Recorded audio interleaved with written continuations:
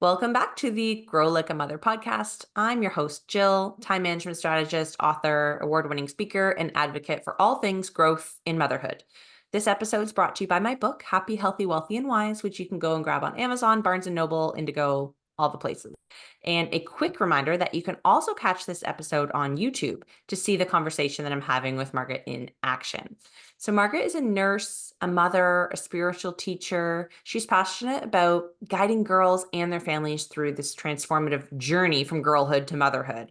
And as the founder of A Girl's Rites of Passage, she empowers moms, dads, and daughters with the ancient teachings of the divine feminine, menstruation, intuition, and really heart-based communication, which helps everybody foster deep connections and confidence through this important transition that we all go through.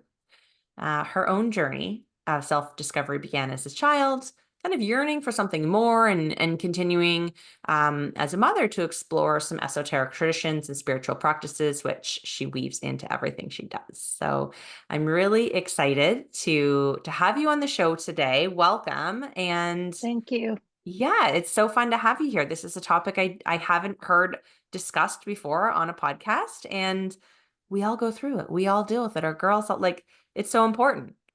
It's so important, and it's time that we have these conversations.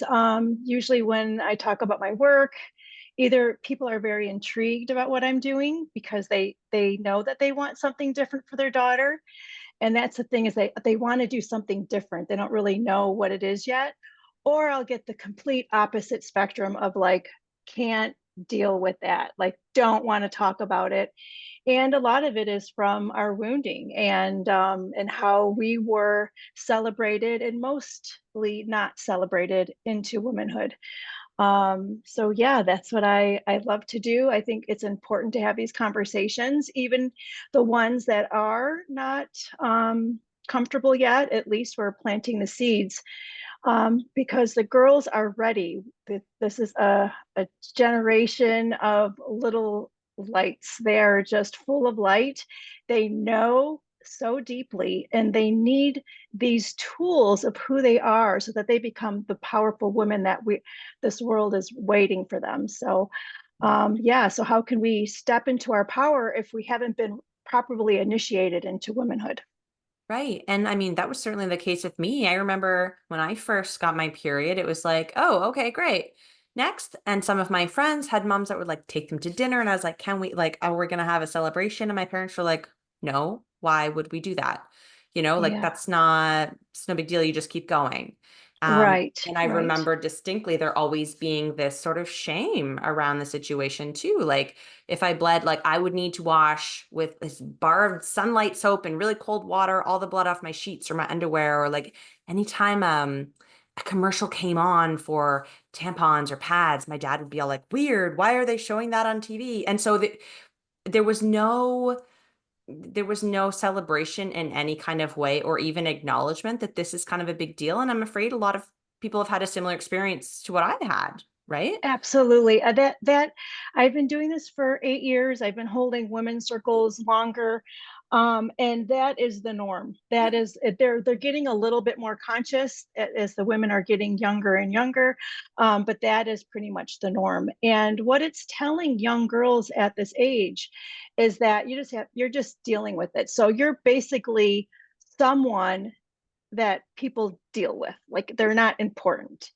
And and so we have these feelings of embarrassment because we're just space, we're just space having someone's dealing with it, and there's so much shame, there's so much embarrassment, and this is so deep that I believe that women don't even really understand it until they come into circle, and we tell the stories like you did, and when I create that safe space where they can really just let it go, there's the tears and they're shocked, like how is this happening? This happened like 20 years ago, or 30 years ago. Why am I reacting like this? And they're embarrassed, but there's such an opportunity to really understand and heal that so that they can be that mom without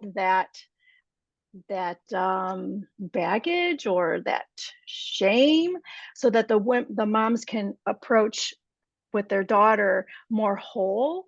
um, and because there's so many studies that are being done that show that the mother's attitude of her period and how she believes that she is a woman, like how she stands in her womanhood, that is directly going to be linked to what her daughter does.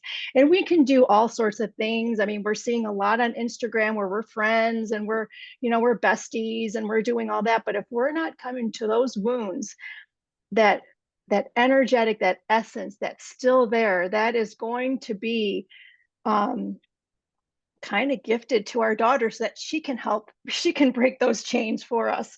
And it's generational. It's not, we're not the only ones that it happened to. This is going back and back and back. And when we do heal, we break those chains and we heal that little one in us and become the woman that we're supposed to be by giving ourselves maybe our own ceremony. Um, we're healing ourselves, we're healing the generations behind us, we're healing the generations before us. So it's a really big deal. It is a very big deal. And like I said, the world is waiting for women to come into their power.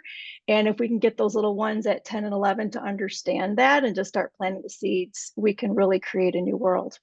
Yeah, and I want to hear about these rites of passages that you create and you help families create and the impact that they're having because this feels like something, I mean, if you just even look back to indigenous traditions or previous generations, like there may have been different, specifically with indigenous traditions, celebrations and ceremonies and like recognizing that you're going from one phase of life to the next and this is one of those areas. So can you tell us a little bit about what that looks like and how we could create this for our daughters?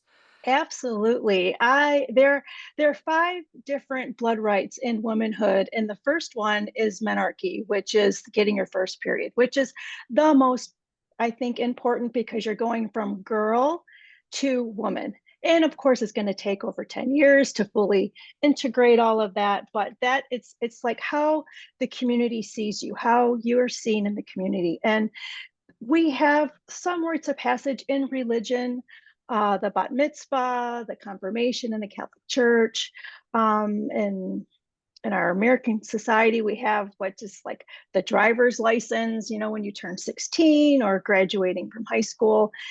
But that's really not the same as really seeing that you're this beautiful, fertile, being with gifts and power and all of that beautiful stuff, not just seeing as a kid that can start to drive himself to soccer practice.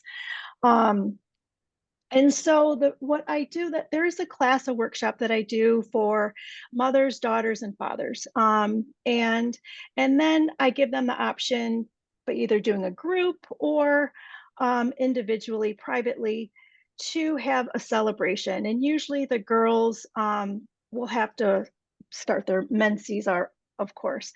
Um, or at the age of 13. There's something special about the age of 13. So even though the girls aren't menstruating, if they turn 13, then that's a really great age to have that rites of passage. Energetically, it's a great time. So they're all a little different. We do dream about it in the workshop. The girls dream about it. We go on a little journey. Who's there, where are they, what are they eating, what are they wearing, and really begin to dream about how she's going to be seen with the tribe of women. And it's really important that women are a part of the ceremony, and it could be relatives, cousins, it could be neighbors, it could be just a group of girls and their moms, just so that she understands that she's beginning her tribe.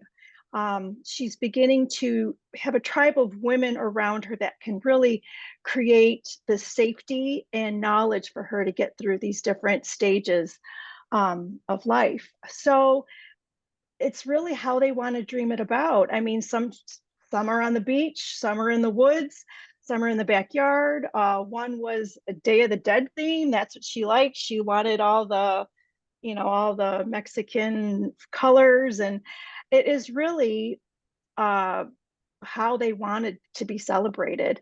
So usually, the moms might come to me.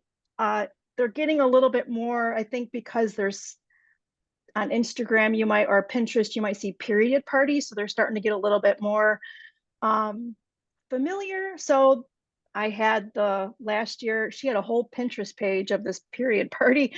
I'll sit with the girls because they really are going from one stage to the next. So they're going to have to do a little bit of homework. Um, and then I'll work with the mom, and then I'll share what she was dreaming about, her Pinterest page or whatever. And with the mom, we will start creating the ceremony.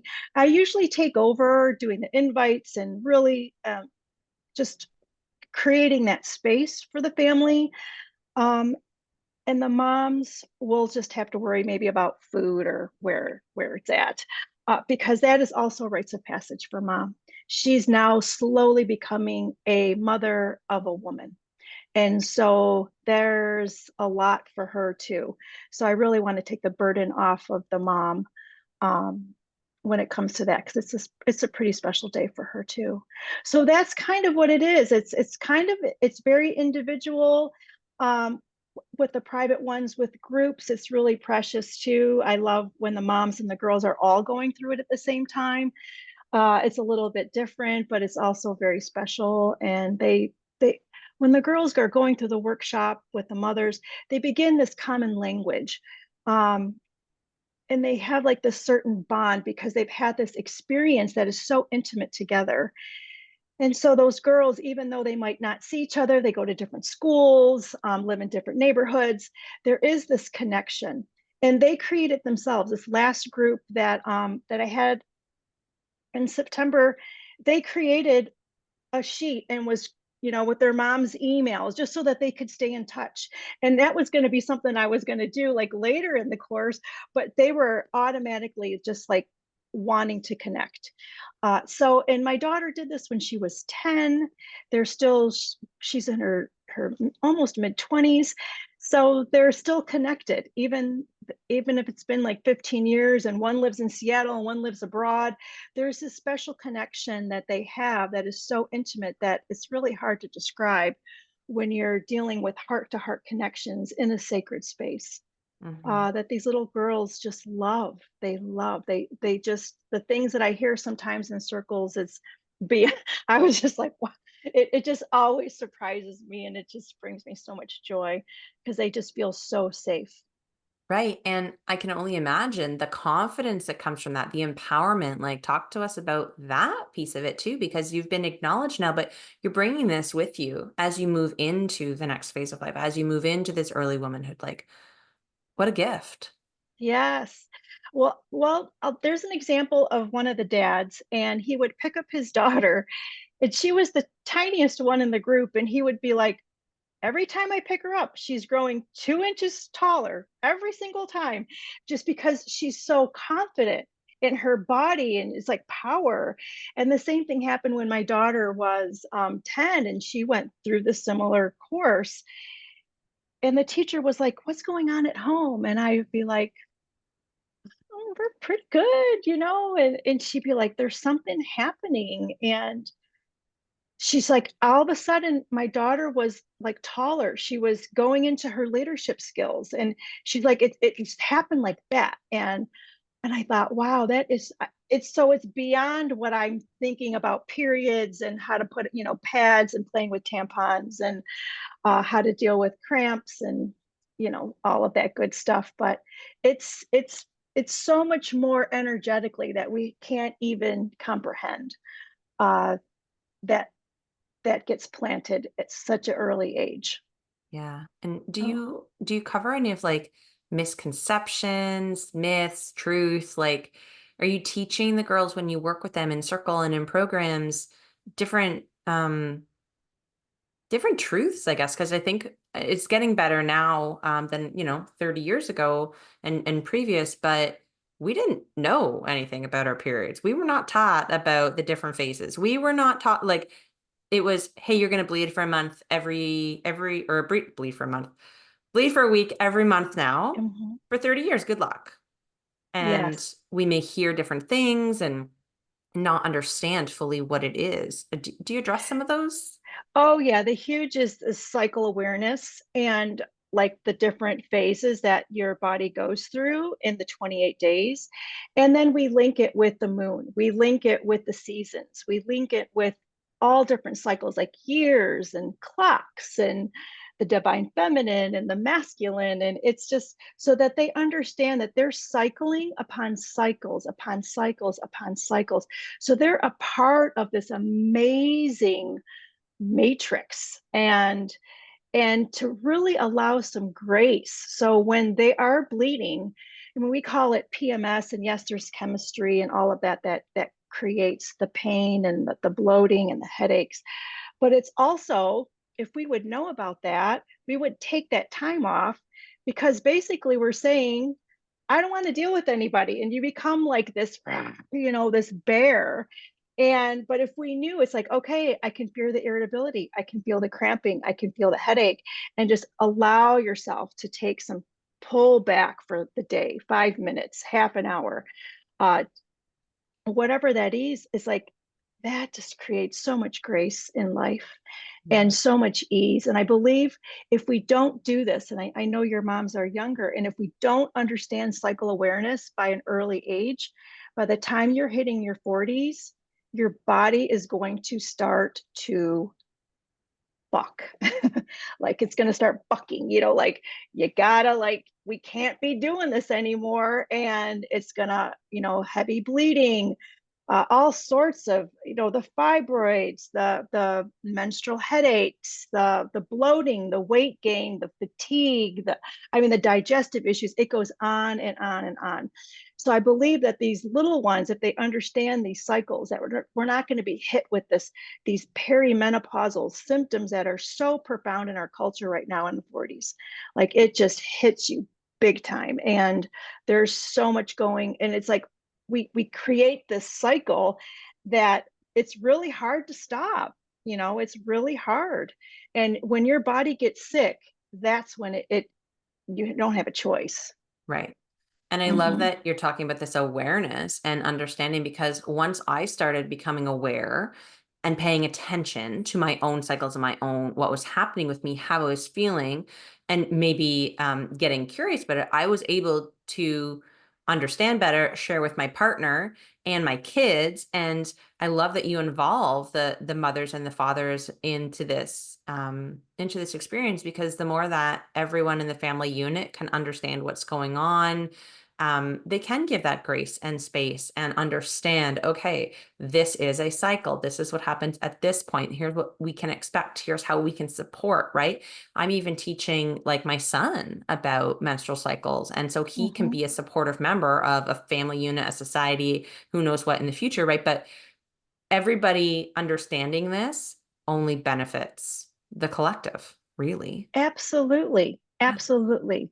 And how we are in a 28-day cycle, we cycle with the moon, but our culture is in a 24-hour sun cycle that is very masculine. So it's like you're trying to put a star into a square peg, and eventually you're going to have to like chop them up, and it's not going to feel very well. It doesn't feel good. But it's when the fathers are just so open, like they're just so proud that they can protect and provide this space for their daughters and for their wives or their partners. It's beautiful. It's so beautiful. And I believe that more men are open to that, and the fathers need to understand like their role of being a man in their daughter's life, because the men are there to protect, seed, and provide. If they can understand that, how important that role is, they're going to have to like accept that she's, a woman and has blood and a period. But once they get over that, the young, as they get younger and younger in my classes, they're just so proud. They're just so honored that they can be a part of this cycle. Yeah. What's the right age for people to reach out and work with you with? Like what's ideal in terms of the kids? Ideal is around 10 to 13. Those are the ideal ages. and again, they might be budding, they might, have maybe some belly fat, or, but it's like, oh yeah, that's not going to happen. That's not going to happen. That's not going to happen. But it does. It happens very quick. And I Mhm. think we get, as young moms, we just get so caught up in life that we're like, it happens. And then it's okay. We didn't do anything special or whatever. But, and then I usually hear about it when they're 16 going to college. Oh, I wish we would have done that. I wanted to do something different, but they're busy. They're busy. So 10 to 13 is really the most, it's very precious. I think after 13, there's just something energetically that they begin to separate from mom. And so they're going to hear mom, and she's one of the most important people in her life for the rest of her life. I mean, there's nothing, you cannot replace that. But they're on a different phase. They're starting to explore their environment. They're starting to explore friends. They're starting, this is part of that growth. And so it's a little bit more difficult to reel them back in and let's talk about your first period kind of thing. But it's all, I mean, if there's no time and no space, anything is possible. But usually that 10 to 13 is the most precious. Yeah. Yeah. And you had mentioned earlier too about how a lot of it is us as the moms healing the wounding, because Yes. once we can heal it, we break that generational cycle and we're able to sort of do differently for the next generations. And so, um, what does the work that you're doing with the moms look like? Can they do it separately? My daughter's 5, could I work with you now on my own stuff in advance of my daughter being that 10 to 13 year? You know what I mean? Yes, that's a good idea. I've just been doing the workshops. I'm writing a book right now called The Fearless Mother, an alternative guide for mothers with daughters. And I do want to start some coaching. And so I, I believe that you can start earlier is better. If you're way more conscious generation and understand that there are the mother wounds. We actually have a term now, the mother wound, and it's becoming more familiar with people. But yeah, if we can like just clear out those blocks that are keeping us in that shame, in that embarrassment, in that, then yes, we can stand and hold our daughters so much more whole during this phase. And I also believe that there is such a huge bond between mothers and daughters, and there's only a very few books that are ever written about it. Um, it's so broken between mothers and daughters, and I think it's one of the strongest, and it's also written, it is one of the most strongest um, relationships on the planet. And so if we can continue, if you can do your work early, and then when you're going through that phase, you're more whole, you're able to support and hold her, then it's just beautiful after that. Because a lot of times we're so wounded, we just give them the pad. They feel like embarrassed. I'm not worthy. Mom is still unworthy. And it's broken. It's Yeah. broken. But if we can do our work, hold that space, it's bountiless of what is possible between mothers and daughters. And I didn't have any role models. I didn't know what it could be like. So every time I went through a chapter and had to turn the page with my daughter of, leaving for college and going abroad and, doing all of these big girl woman things, I thought my life was ended because I didn't have any role models of what is possible. And I'm here to tell you, if we do the work, that it just continues to grow in ways that are so beautiful that I couldn't even imagine. Mhm. And it's so rich. And you become peers in a circle. You will always be her mother, like that's not a doubt, but you become women. So it's kind of like you can have this relationship as women. And then my daughter will turn the hat on and say, okay, mom, this is a mom question. And I never thought that that could ever be possible. Like that is so rich to me. Um, and yet there's not a lot of women that I can say have, you know, not that they don't have it, they have it in different ways. Um, I shouldn't say that. But I just feel like the possibilities are endless when you become two women. It could be very powerful, Hmm. very powerful.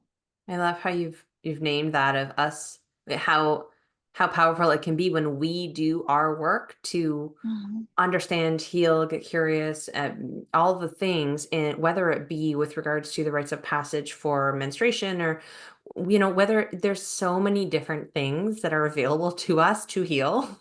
It's Yeah, kind of yeah. um good and bad in that regard, but like doing any of the work on yourself inevitably helps the next generation. Oh, absolutely. And that's literally why this podcast is here. So thank you for naming that. I love that. Yeah, yeah, I love that you're writing a book too. Can you tell us, yeah. I don't know if it's coming soon, or like what are the ways that we can reach out, learn from you, get your book, work with you. Can you share some of that information? Because I know that if the listeners have made it through this episode, they're keen. They want to know more. I have a website, Margitt. My name is Margitt, Margitt Royce.com. You can also find me on Facebook and Instagram. And I also have a YouTube channel, Margitt Royce, that I talk a lot. I used to talk a lot more about like when my daughter was leaving school, like when she was graduating from high school. It's like nobody talks about the grief that mothers have, and it's a continuum. Like every stage there's. I remember crying in the car when they went to kindergarten. It was like I enjoyed that little phase, and I was so scared of the next phase. I was so scared of the unknown, like when they're going to lose their teeth and they got big girl teeth and they got to put a bra on. And it's just like, but I know the cycles of women and the birth and the death process, and I trust it. But still, you have to grieve. You have to grieve that ending. And so I really wanted a platform where I could talk about it, because I don't think that women talk enough about motherhood and the grief, the grief about all of that. Yeah, Think yeah, even as daughters, we don't understand until we go through it ourselves. I'm just having this yeah. memory that I feel called to share, in that when I was getting married, my mom was wanting to be involved. And I was very like, this is me. This has nothing to do with you. And she's like, but I'm the mom of the bride. I'm like, so Yes. what? It doesn't matter. It's not about you and the hurt that that caused. And I just didn't get it. I didn't get that Mhm. it was a change for her, much like you had identified earlier in this episode. Like when you become the mother of a woman versus the mother of a child, it's a big change for the mom too. It's a big moment for her. Um, Yeah. and I think that until we start to have these conversations and really start to think about it, we're we're so blind to it because culture just moves right past. It's like, well, no big deal, right? So thank you Yeah. for Yeah. doing this work. It's so important. It's so valuable, and you're helping so many women and girls and moms and daughters and everything. I just love what you're doing. Thank you for being here today and sharing. Oh, I had so much fun. It's such an honor to share this work that I just love. I'm just so passionate about it. Yeah. And I want to encourage Yeah. all you listeners, reach out to Margaret and to me and let us know that you heard about her here on the Grow Like a Mother podcast, and share with your mom Yes. friends, share with anyone who has a daughter, share with your husbands. Like this episode needs to be spread far and wide so that we all kind of have the tools and the information. So that is my challenge to you. Go and share this with somebody who could really benefit from it, and let's get the word out. Yes. Thank you so much. Thank you. Thank you. Oh, it is my pleasure. And until next week, keep on growing like a mother.